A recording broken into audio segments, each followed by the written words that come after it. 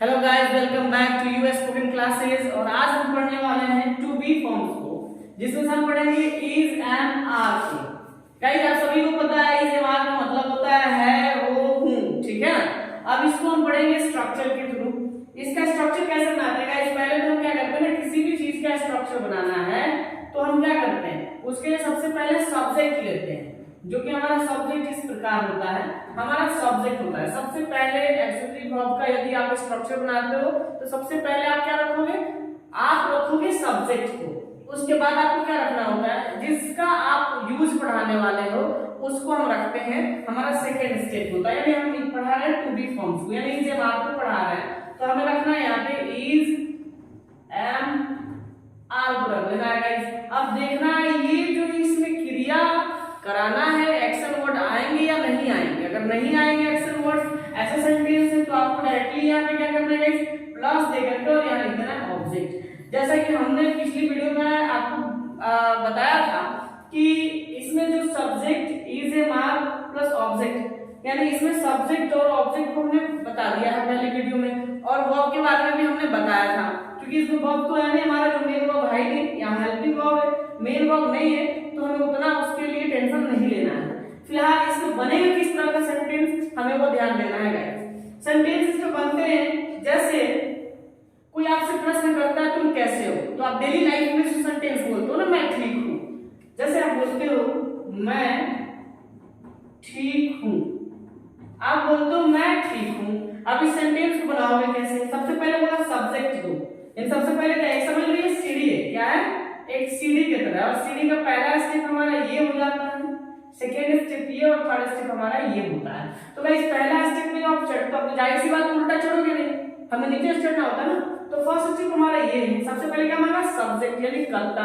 हमारा इसमें सब्जेक्ट क्या है गाइस इस पूरे सेंटेंस में, यानी ठीक तो है लेकिन कौन है ये बताना जरूरी होता है। तो जो है वही हमारा सब्जेक्ट होगा। कौन ठीक है जी? जाहिर सी बात है कि मैं ठीक हूं। तो हमें क्या करना है, सबसे पहले सब्जेक्ट हमारे मैं को लिख लेना है, आई लिख लेंगे, ठीक है गाइस। दूसरा हमारा क्या कहता है, इज एम आर में से एक यूज कर लेना है हमें। इज एम आर को पहला ये इंडिकेट कर रहा है, हूं का हमारा होता है एम, तो हम एम ले सकते हैं। पर ये भी देखेंगे कि हमारा सब्जेक्ट क्या मांग रहा है, तो हम सब्जेक्ट के अकॉर्डिंग देखेंगे तो आई है, और आई के साथ एम का यूज होता है गाइस। तो यहाँ कंफ्यूज होने की जरूरत नहीं है, हमें यहाँ से यूज ऑफ एम में इज एम आर में से हमें क्या लेना है, एम को चुन लेना है।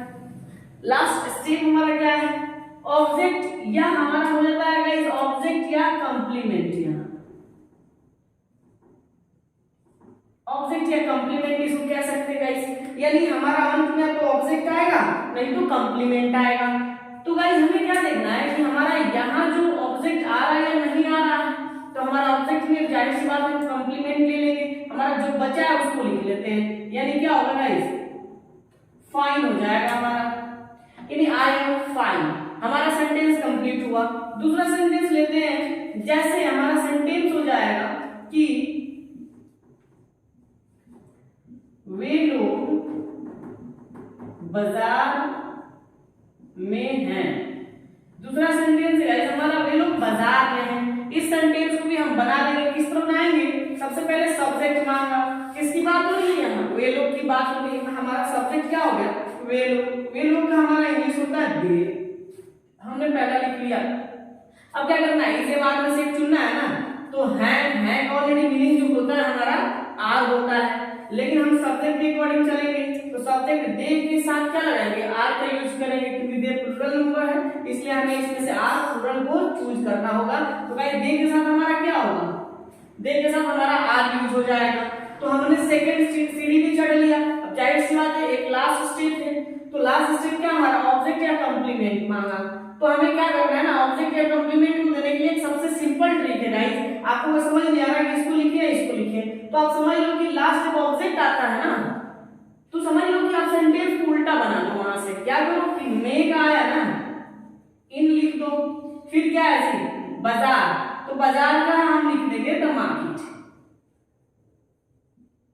क्या लिख दे जी, यानी they are in the market, यानी हमारा सेंटेंस ये भी कंप्लीट हो गया गाइस।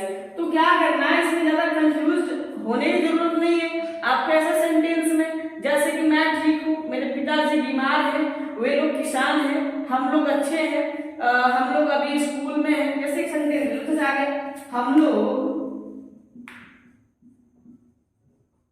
अभी स्कूल में हैं, यानी हम लोग अभी कहाँ हैं जी, स्कूल में हैं। तो अब इस सेंटेंस को बनाना है, सेम प्रोसेस है। क्या करना है गाइस, सबसे पहले सब्जेक्ट कौन है स्कूल में, हम लोग हैं, तो हम लोग का क्या होगा गाइस, वी होगा, हमारा ये सब्जेक्ट क्लियर हो गया। अब कह रहा है कि इसे मार में से यूज करो, तो है का हमने जैसा बताया कि आर होता है, लेकिन हमें सब्जेक्ट के अकॉर्डिंग चलना है। सब्जेक्ट देखना हमारा सिंगुलर है या प्लुरल है, यदि सिंगुलर होगा तो हमारा इज लगेगा, प्लुरल होगा तो आर लगेगा, और आई एक लौटा जिसके साथ एम का यूज होता है गाइस। तो हमारा यहाँ सब्जेक्ट क्या है, प्लुरल नंबर में है ना, तो हम इसलिए यहाँ सब्जेक्ट के साथ हम जो वर्ब यूज करेंगे हमारा वो आर होगा गाइस। तो हमारा दूसरा स्टेप कंप्लीट हुआ। लास्ट स्टेप क्या रहता है, ऑब्जेक्ट या कंप्लीमेंट दो, यानी सेंटेंस कंप्लीट कराना है तो ऑब्जेक्ट होना चाहिए। अगर ऑब्जेक्ट नहीं है तो यानी हाउ कंप्लीमेंट आना ही होगा, अदरवाइज आपका सेंटेंस इनकम्प्लीट रहेगा या ग्रामेटिकली रॉन्ग हो जाएगा। तो आपका एनी हाउ जो हमारा हेल्पिंग वर्ब के बाद होता है ना, ऑब्जेक्ट या कंप्लीमेंट आना ही आना होता है गाइस। तो हमारा जाहिर सी बात हम क्या देख रहे हैं कि हमारा इसमें क्या है, ऑब्जेक्ट है नहीं है, तो नहीं है तो क्या करना है ना, ऐसे भी ऑब्जेक्ट हो या ना हो कंप्लीमेंट तो होना कंपल्सरी होता है। तो उस परिस्थिति में क्या करते हैं ना, हमारा सब्जेक्ट लिखते हैं, सेकेंड स्टेप पूरा करते हैं, थर्ड स्टेप यदि वर्ब होता है 1 2 3 4 5 कोई भी होता तो वर्ब को लेते, लास्ट स्टेप हमारा अपोजिट डायरेक्शन से चलते। तो वर्ब तो है नहीं यहाँ पे, तो हमें क्या करना है ना, ऑब्जेक्ट मानना, या ऑब्जेक्ट तो या कंप्लीमेंट, तो ऑब्जेक्ट है नहीं तो कंप्लीमेंट क्या होगा, कंप्लीमेंट में हम क्या करेंगे, अब इसमें से कौन चुनेंगे। तो गाइस इतना कंफ्यूज होने की जरूरत नहीं है, आपको करना क्या है ना, आपने इसको लिख लिया इसको लिख लिया है, जैसे कि हम लोग का वी हो गया, है का आर हो गया। आपको करना क्या है ना कि ऑब्जेक्ट या कंप्लीमेंट कुछ चुनना, अगर चुनना है कंफ्यूजन है कि क्या है इसमें, तो आप इतना कंफ्यूज मत हो, आप अपोजिट डायरेक्शन में फिर चलो। जैसा मी आया, मी का इन लगा दो, अब क्या करा एट स्कूल, तो आप कर दो यहाँ द स्कूल, द स्कूल।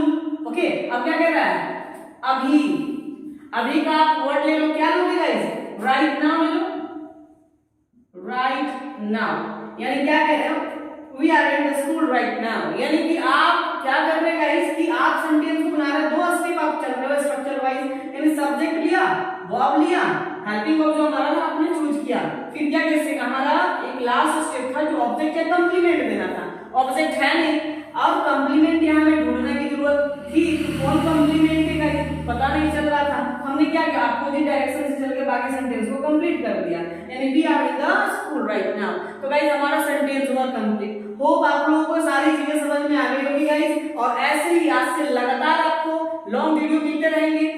कल इसका जो है 6 स्ट्रक्चर कैसे बनाते हैं वो बताया जाएगा, और गाइस एक एक करके सभी स्ट्रक्चर्स को क्लियर कराया जाएगा ताकि आपको विद इन 1 मंथ आप अंग्रेजी अच्छे से बोल पाए। यदि आप मेहनत करें, हर एक वीडियो हमारा बगैर स्किप किए देखें, तो उम्मीद करते हैं आपको बहुत जल्दी अंग्रेजी बोलना आ जाएगी गाइस। चलिए, आपको अगर ये वीडियो अच्छा लगा हो तो प्लीज आप इस वीडियो को लाइक करें, कमेंट करें और ज्यादा से ज्यादा शेयर करें। See you in the next video.